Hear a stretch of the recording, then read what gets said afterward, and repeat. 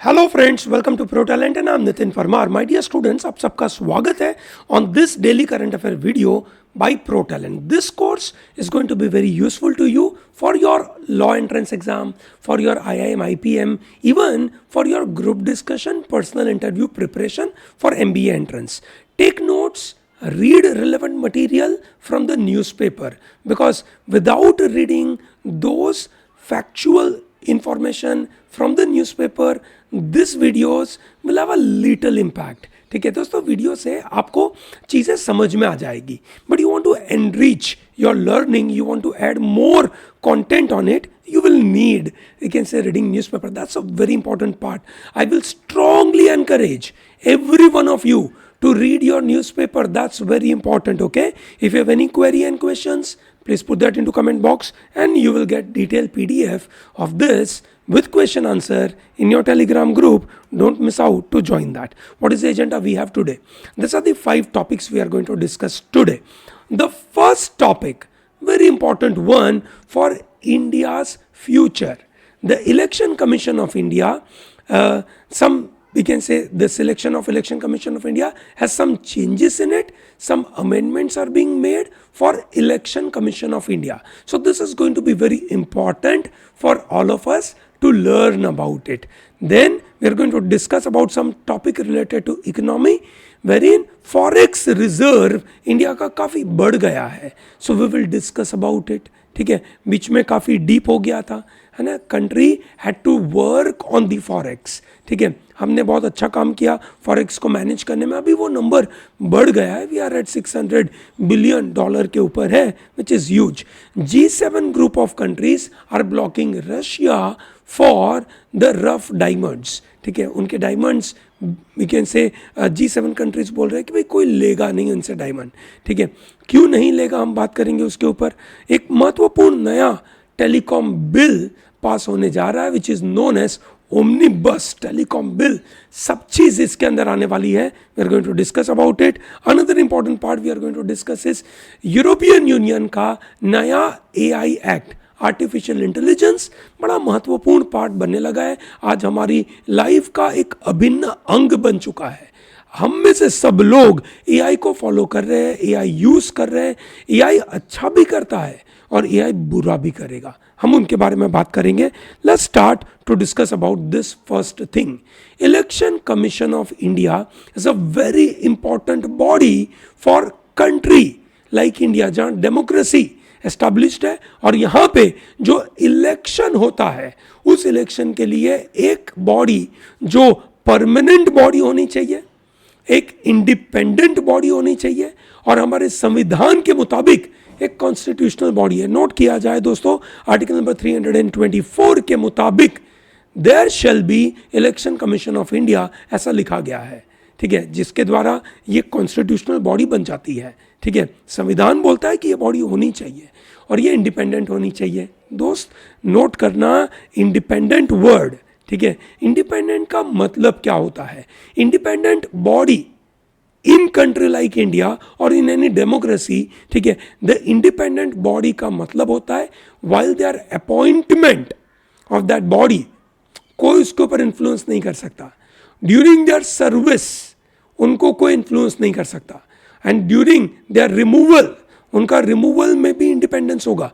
इन 3 चीज़ों का अगर इंडिपेंडेंस है, किस 3 चीज़ों का, वापस समझिए. First, appointment. Second, during their service. And third, you can से ड्यूरिंग देयर रिमूवल. अगर वो इंडिपेंडेंस होगा तो उस बॉडी को इंडिपेंडेंट कहा जाएगा. जैसे court, that is judiciary. Judiciary हम चाहते हैं ना इंडिपेंडेंट बॉडी हो, ताकि कोई भी तरीके का उनके ऊपर इन्फ्लुएंस ना हो. इन्फ्लुएंस अगर होता है तो भैया किस तरीके का ये फ्री और फेयर इलेक्शन कर पाएगा election commission? Is that very clear? Great. ठीक है, क्या करते हैं ये इलेक्शन कमीशन ऑफ इंडिया का रोल क्या है? They superintend, that means they take a full control over the election of India. 5 elections का काम करते ही है. पहला, parliament, that is Lok Sabha, Rajya Sabha. 2 elections ये मैनेज करते हैं. लोकसभा का इलेक्शन हर 5 साल में आता है, राज्यसभा का इलेक्शन हर 2 साल में आता है, which is for the 1/3 members, ठीक है। सो ये 2 को मैनेज करना, स्टेट लेजिस्लेचर के इलेक्शन को मैनेज करना, प्रेसिडेंट के इलेक्शन को मैनेज करना, वाइस प्रेसिडेंट के इलेक्शन को मैनेज करना, parliament, state legislature, president and vice president को मैनेज करना, ठीक है, उनके इलेक्शन को मैनेज करना।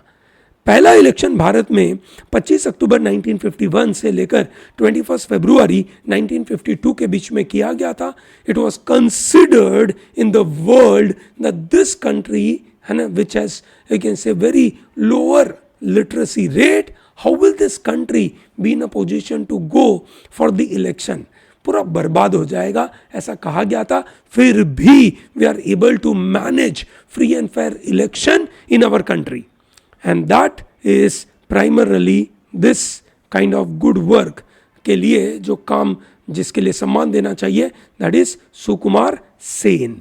किनको देना चाहिए? Sukumar Sen is the first election commissioner of India. आज की तारीख में इलेक्शन कमीशन का जो कंपोजिशन है, that is made up of 3 members, 1 chief election commissioner and then 2 election commissioners, so total 3 member and they are appointed by the president। जो recent amendment आया है ना, जो नया लॉ लेकर आए, नए अमेंडमेंट के द्वारा एक इनसे बातें लेकर आए, that is incorporating supreme court का जजमेंट। सुप्रीम कोर्ट ने अपने जजमेंट के द्वारा बताया, 2023 में ही जजमेंट आया, ठीक है, उन्होंने कहा कि इलेक्शन कमीशन का अपॉइंटमेंट, इलेक्शन कमीशन के अंदर जो 3 लोग हैं उनका अपॉइंटमेंट करने के लिए कमिटी बिठाई जाएगी। वो कमिटी में 3 मेंबर होंगे। कौन होंगे? Prime minister, leader of opposition party and chief justice of India. क्या कहा गया? Prime minister, leader of opposition party and CJI, ये 3 लोग मिलाकर ये जो इलेक्शन कमीशन है उनके मेंबर का अपॉइंटमेंट करेंगे। ये चेंजेस लाना पड़ा बिकॉज सुप्रीम कोर्ट ने बड़ा महत्वपूर्ण जजमेंट दिया था कि भाई आप इतने सालों से जब आप अपॉइंटमेंट करते हो, तो हमारे जो फादर थे, जो फाउंडर फादर थे, उनका ऑब्जेक्टिव था कि भैया इलेक्शन कमीशन इंडिपेंडेंट रहे, और ये इंडिपेंडेंट होने के लिए we need a committee to be established जो इनका अपॉइंटमेंट करे, ठीक है। अभी तक ऐसा होता नहीं था, ठीक है। 1950 से 89 तक जो इलेक्शन कमीशन था उसमें एक ही मेंबर थे। 1989 अक्टूबर के बाद 2 इलेक्शन कमिश्नर आए। 1990-93 के बीच में ये सेम रहे। दोस्तों ये ध्यान रहे, ये जो 93 के बाद जो 3 इलेक्शन कमिश्नर आए, उन 3 इलेक्शन कमिश्नर का अपॉइंटमेंट कौन करता था? गवर्नमेंट डिसाइड करते थे, ठीक है, और वो प्रेसिडेंट को बोलते थे और प्रेसिडेंट अपॉइंट करते थे। तो उसका ये मतलब हो गया कि उनके अपॉइंटमेंट के अंदर इलेक्शन कमीशन ऑफ इंडिया के मेंबर्स, जो 3 मेंबर्स है, उनके अपॉइंटमेंट के अंदर गवर्नमेंट ऑफ इंडिया का पूरा रोल है। किसका रोल है? गवर्नमेंट ऑफ इंडिया का, ठीक है। That means are they independent while appointment? Definitely no. हाँ, उनको इक्वल पावर मिला था, उनकी सैलरी, उनके allowances would be as good as supreme court जजेस, ठीक है। उनका removal will also take place as good as supreme court जजेस। सो दैट वे जो 3 चीज़ों का इंडिपेंडेंस मैंने आपको बताया था, ड्यूरिंग अपॉइंटमेंट, ठीक है, during service and during removal, ठीक है, इन तीनों में यहां पे इंडिपेंडेंस जरूर था, इस जगह पे इंडिपेंडेंस नहीं था, ठीक है। अब इसका इंडिपेंडेंस लगाने के लिए ये कमिटी बिठाई गई है। हावेवर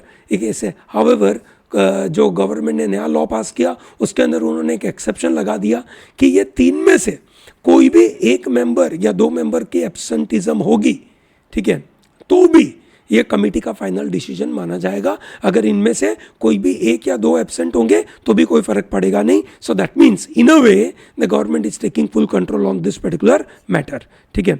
और जब ये 3 लोग होते हैं, that is chief election commissioner plus 2 election commissioner, ठीक है, उसमें the decision is always taken by majority is what they said. And what is the tenure of election commissioner? It is 6 years और 65 years of as, which ever is earlier, ठीक है। So by that way please tell me who is the current chief election commissioner. Note करें please, मुझे बताइए, you can say comment box में, who is the current chief election commissioner. देखिए दोस्तों, नया जो बिल पास हुआ था, ठीक है, राज्यसभा में इंट्रोड्यूस किया गया था अगस्त 10 को एंड दिसंबर 12 को राज्यसभा ने इसको पास कर दिया. What is the name of the bill? Chief election commissioner and other election commissioner appointment, condition of service and terms of office bill 2023. तो हम चाहते हैं कि इंडिपेंडेंट रहे, ठीक है, इलेक्शन कमीशन इंडिपेंडेंट रहे, ठीक है. अलग अलग देशों में अलग अलग रूल है. फॉर एग्जांपल साउथ अफ्रीका में who appoints election commissioner? President appoints, just like in India, ठीक है. And what is the selection committee there? अभी तक भारत में कोई इलेक्शन सिलेक्शन कमिटी थी नहीं, ठीक है, अभी लगेगी. वहां पे सिलेक्शन कमिटी थी president of constitutional court, representative of human rights court, representative of commission on gender equality and public prosecutor, ठीक है. सो ये तीन, मतलब ये 4 लोगों की कमिटी होगी जो ये डिसाइड करती है.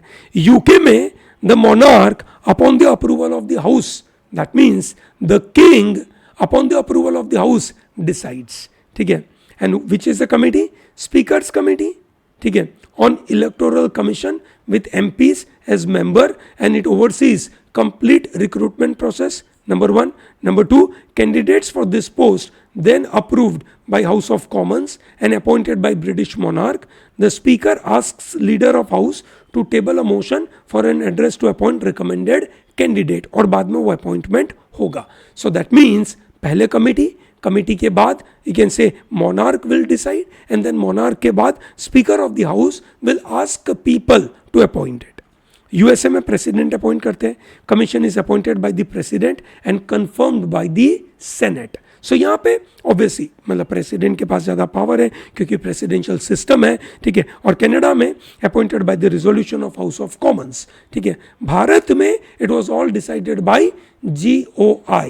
दैट्स इट, है ना, दैट्स इट. ओके, सो अब चेंजेस आए हैं. Now we have PM, leader of opposition party and CGI, इनकी कमिटी बिठाई जा रही है और ये लोग डिसाइड करेंगे, ठीक है. And at the same time some more amendment have been provided in this particular election commission of India के बिल में. क्या लेटेस्ट अमेंडमेंट है? लेटेस्ट अमेंडमेंट है that they are immune, the election commissions are immune from any litigation, ठीक है. समझिए दोस्तों, बड़ा महत्वपूर्ण है. क्या लिखा है? Not withstanding anything contain in any other law for the time being in the force, no court shall entertain or continue any civil or criminal proceedings against any person who is or was a chief election commissioner or election commissioner for any act, thing or word committed, done or spoken by him when or in the course of acting or purporting to act in the discharge of his official duty or function.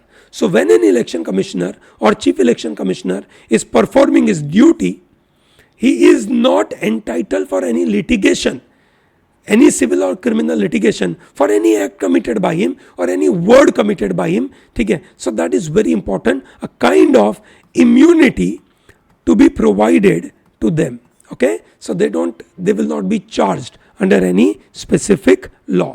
Clear है दोस्तों? Great. Coming to news number 2, which is forex reserves. India का forex reserves have jumped to 606 billion.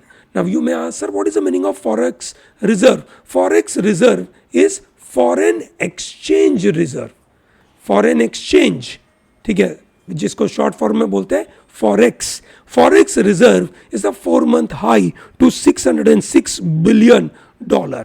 ठीक है, बड़ा amount बढ़ गया दोस्तों. Foreign exchange reserve are the assets.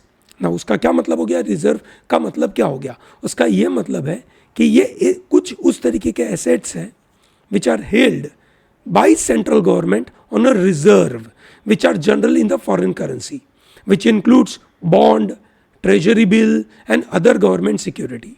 ठीक है दोस्तों, ध्यान रहे, भारत में ज़्यादातर foreign exchange reserves are held in US dollar. ज़्यादातर हम किस में रखते हैं? US डॉलर में रखते हैं.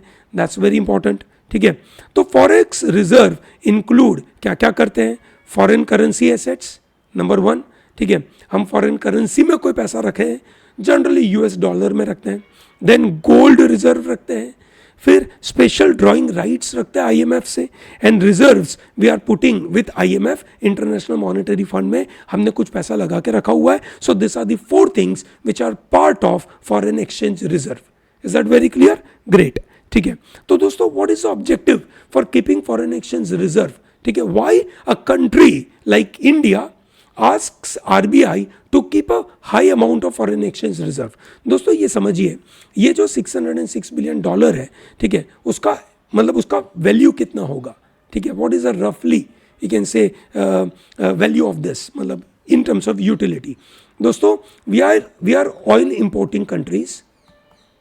हम सबसे ज़्यादा अमाउंट में ऑयल इंपोर्ट करते हैं, and this oil importing country के लिए ये फॉरेन एक्सचेंज रिजर्व बड़ा इंपॉर्टेंट हो जाता है, क्योंकि कभी भी हमें ऑयल इंपोर्ट करने की ज़रूरत पड़ जाए, इमरजेंसी में अगर हमें बहुत ज़्यादा ऑयल चाहिए तो हम कितने महीनों तक का ये ऑयल परचेज कर सकते हैं. एट $606 बिलियन अप्रोक्सीमेटली 18 मंथ्स तक का हम ऑयल यू कैन से इंपोर्ट कर सकते हैं. ठीक है, दैट मीन्स हमारे पास अगले 18 महीनों तक कोई चिंता नहीं है, उतना पैसा हमारे पास पड़ा हुआ है इन टर्म्स ऑफ रिजर्व. ठीक है, तो हम क्यों फॉरेन एक्सचेंज रिजर्व रखते हैं? पहला, प्राइमरली भारत के जो मॉनेटरी पॉलिसी है, भारत की जो बजट की पॉलिसी है, उसको कॉन्फिडेंस मिले. ठीक है, तो we support and maintain confidence in the policies by keeping high rate, which means we have lot of money, we have enough money. That's what we are trying to say. It also provides capacity to intervene in support of national currency. India की currency में कभी problem आ गया, मानो क्या problem आ सकता है? अचानक Indian currency की वैल्यू डाउन होने लगी. $1 इज इक्वल टू 83 रुपीज आज की तारीख में चल रहा है, और अचानक ये गिरने लगा, बहुत गिरने लगा.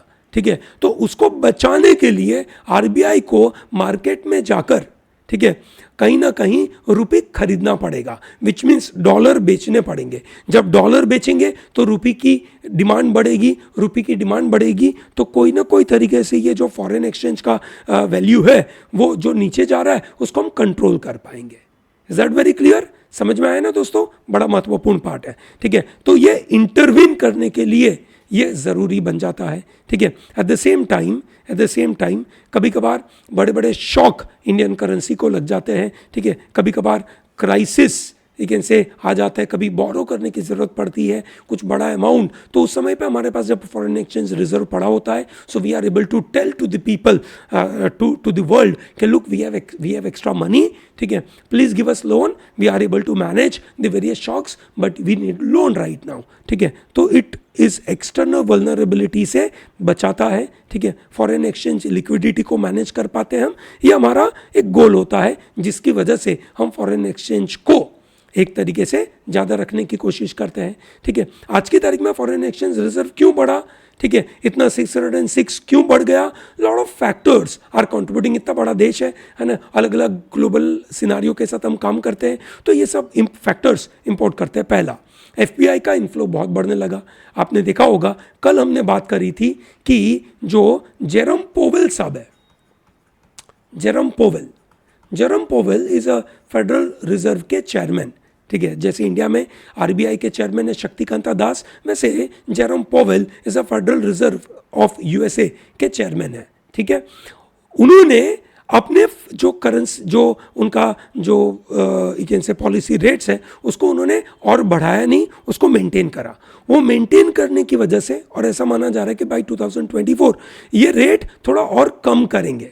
जब ये कम करते हैं तो मनी का फ्लो बढ़ेगा, तो मनी के फ्लो की वजह से बहुत सारा पैसा ये डेवलप नेशन में से डेवलपिंग कंट्री के मार्केट में आता है, which is known as FPI, foreign portfolio investment. क्या बोलते हैं इसको? Foreign portfolio investment. नोट किया जाए दोस्तों, फॉरेन पोर्टफोलियो इन्वेस्टमेंट, ये ऐसा पैसा है जो स्टॉक मार्केट में लगता है, ये हॉट मनी है. ठीक है, ये सीधा स्टॉक मार्केट में लगता है, स्टॉक मार्केट से ही निकल जाता है. So when there is a more flow of FPI, automatically foreign exchange reserve बढ़ता है. So that is one factor. दूसरा फैक्टर, क्रूड ऑयल की प्राइसेस नीचे जाना. आपने सुना होगा करीबन 2 महीने पहले क्रूड ऑयल की प्राइसेस बढ़ के $90 पर बैरल हो गई थी. In the recent time it has reduced to $72 dollar per barrel पे पहुंची है। इंडिया ऑयल इंपोर्टिंग कंट्री है, तो जैसे ही ये ऑयल का रेट कम होता है हमारा फॉरेन एक्सचेंज रिजर्व बढ़ जाता है। ये सो नो, ग्रेट। इंपोर्ट में सेविंग होती है अगर हम इंपोर्ट कम करते हैं, ठीक है। सो इंपोर्ट क्या पिछले कुछ समय में कम हुआ? हाँ, प्राइमरली यू कैन से गवर्नमेंट की पॉलिसीज की वजह से लैपटॉप्स और ऐसे जो इलेक्ट्रॉनिक गैजेट्स है उसका इंपोर्ट थोड़ा सा कम हुआ, ठीक है। हमने लाइसेंस राज लगा दिया लैपटॉप के अंदर, हमने मोबाइल फ़ोन्स को इंडिया में मैन्युफैक्चर करने के ऊपर नई नई पॉलिसी बनाई, परफॉर्मेंस लिंक इंसेंटिव देने की कोशिश करी। ये सब कारणों की वजह से इंपोर्ट थोड़ा सा कम हुआ। एफडीआई का इनफ्लो बहुत बड़ा। FDI means foreign direct investment. FPI and FDI दो अलग अलग चीज़ है। एफडीआई बहुत अच्छी बात है भारत जैसे देश के लिए, क्योंकि बहुत सारा पैसा इंडिया में आएगा। FPI is a short money, hot money, है ना, कम समय के लिए होता है, कभी भी चला जाएगा। So this is not desirable, this is desirable. And then deep in the gold import. Gold import की प्राइसेस, मतलब गोल्ड के प्राइसेस अभी काफ़ी बढ़ गए थे, ठीक है, जिसकी वजह से इंपोर्ट थोड़ा सा कम हो गया। So when gold import decreases, foreign exchange reserve increases. Is that very clear? समझ में आया दोस्तों? ठीक है ना। अब आप देखिए, इसके ऊपर आपको कोई पैराग्राफ दे दिया एग्जाम के अंदर और उसके ऊपर आपको आंसर देना है, या इंटरव्यू में आपको इसके ऊपर सवाल पूछे गए, you know what to answer now. Yes और no? Is that very clear? चलिए, बहुत अच्छी बात है, आगे बढ़ते हैं। G7 block decides to block, दो ब्लॉक का मतलब अलग अलग हो गया। एक ब्लॉक एक ग्रुप है, दूसरा ब्लॉक मतलब रोक देना, है ना। G7 block decides to block diamonds from Russia with effect from March 1, 2024। Russia से रफ डायमंड अब कोई भी कंट्री में जाएंगे नहीं। Will it impact India?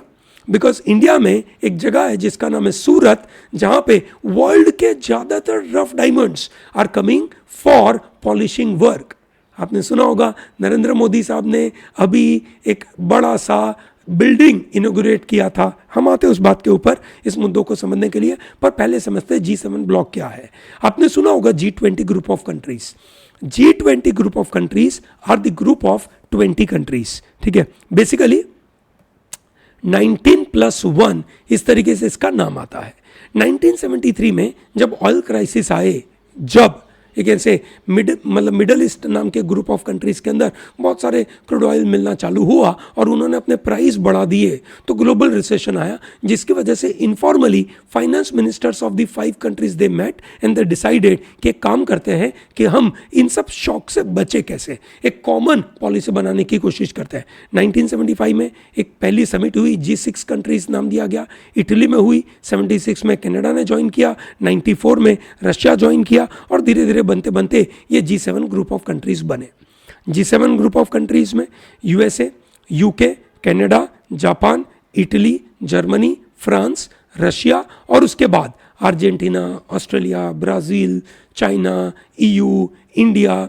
तो ये G20 कंट्रीज के बारे में बात है। आपको याद होगा G20 का प्रेसिडेंसी इंडिया के पास है।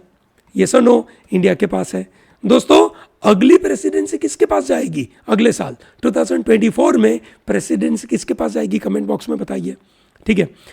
इन 2014 रशिया ने यूनिलैटरली यूक्रेन के ऊपर अटैक करके एक क्रीमिया करके एक जगह है उसको अपने हाथ में ले लिया, जिसकी वजह से ये G8 ग्रुप ऑफ कंट्रीज को अच्छा नहीं लगा। उन्होंने रशिया को अपने में से निकाल दिया and it turn out to be now G7 country.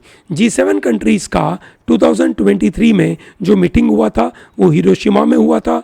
Hiroshima Modi साहब भी गए थे। मोदी साहब हालांकि, मतलब India is not a member of G7, पर हमें इनवाइट किया गया था, therefore we went there.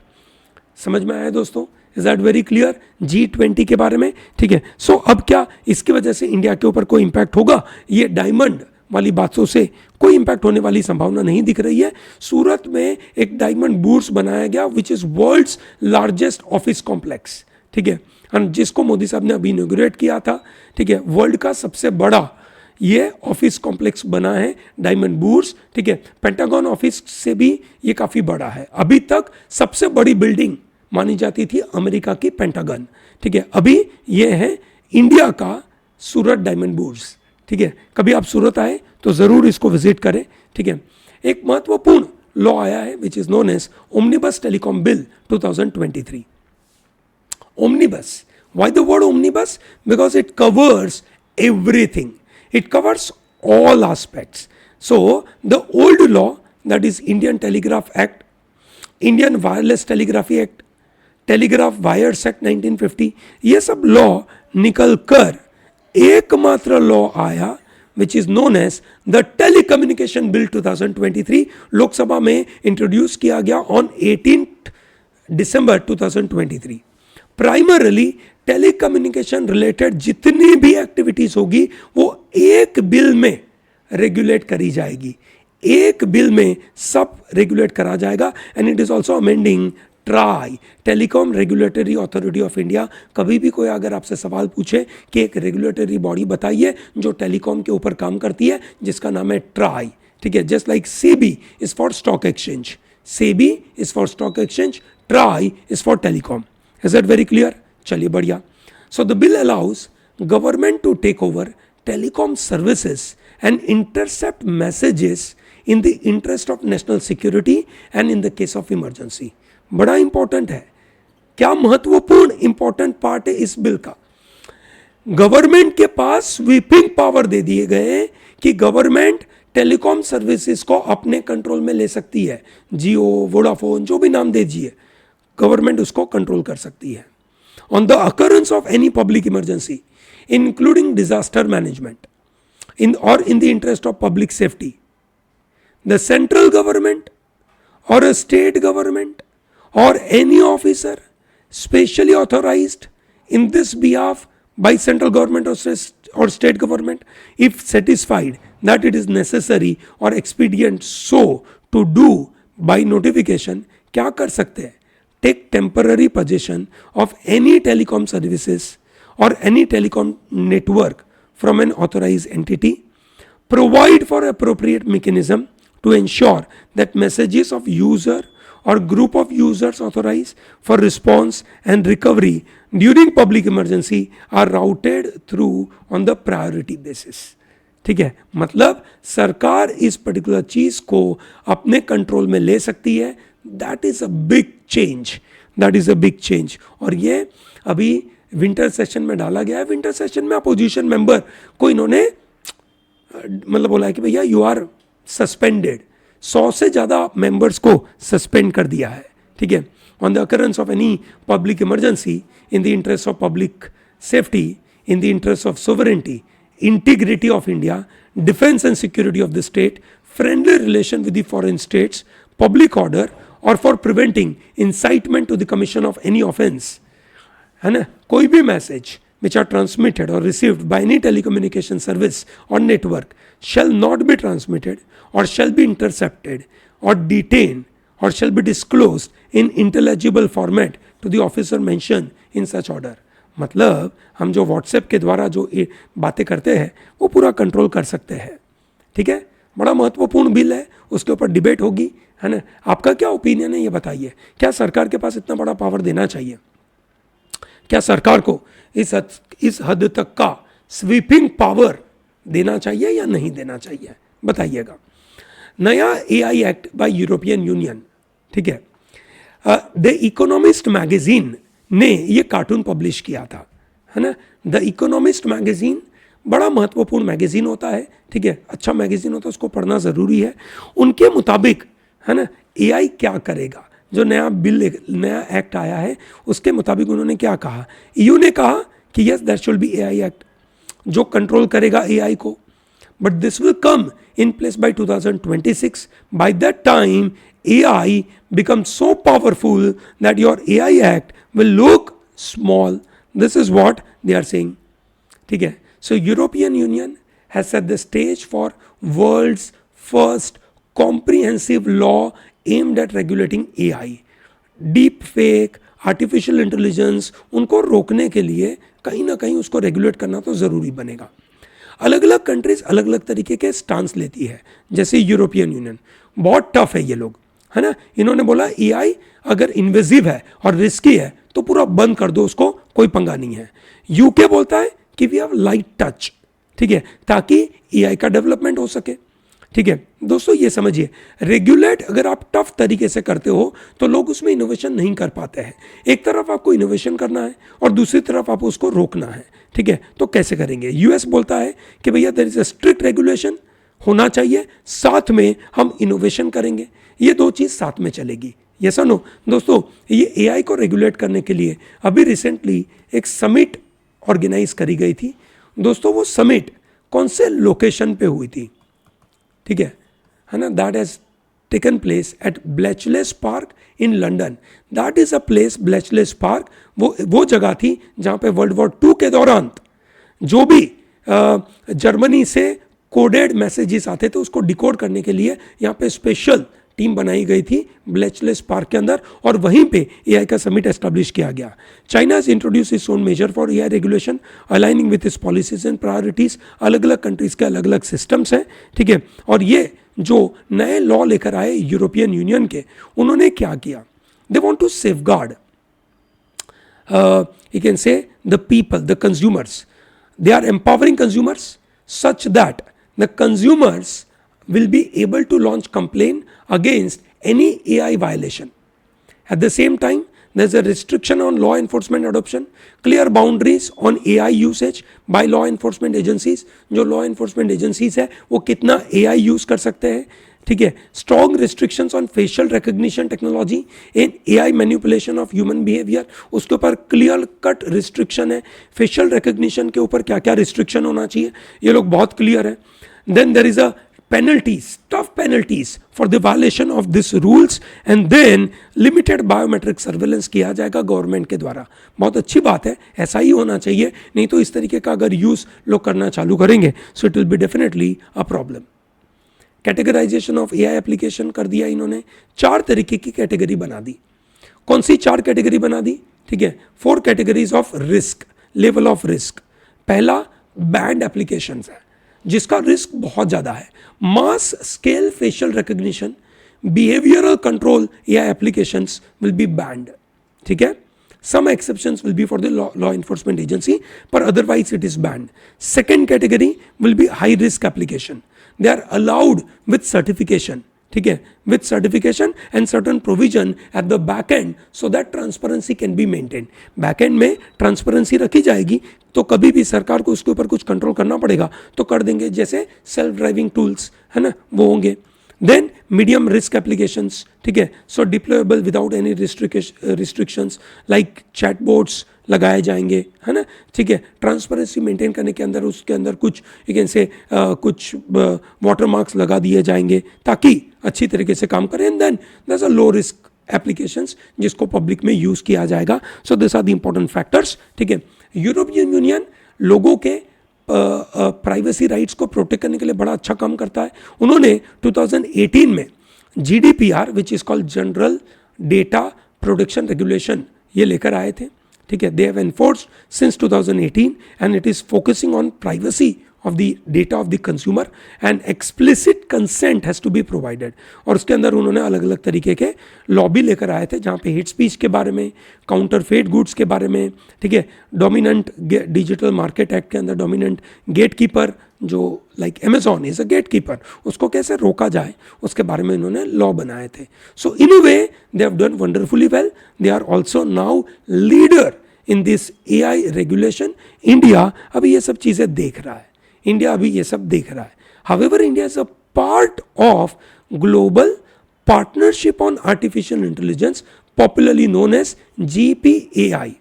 It is a forum of 28 nation plus European Union जो एक दूसरे के साथ काम करते हैं, जो भी AI के चैलेंजेस हैं उसको समझते हैं और उसको सॉर्ट आउट कैसे करें उसके बारे में ध्यान देता है। India is a founding member since 2020, ठीक है, and we became the chair of GPAI in November 2022। China is not part of GPAI। India is set to host annual summit from 12th December to 14th December जो already हो चुकी है, ठीक है, और हमने काफ़ी अच्छा काम किया था। ठीक है. So I hope this session is comfortable for you. अगर आपको ये सेशन पसंद आया है तो इसको लाइक करिए, चैनल को सब्सक्राइब करिए. At the same time you can say tell to large number of people to be part of pro talent. अगर आपकी कोई क्वेरी और कोई सजेशन हो कि इस मॉडल में हमें क्या क्या चीज़ें ऐड करनी चाहिए तो हमें बताइए. Will be more than happy to add all those content for you. Okay, great. Thank you very much and all the best.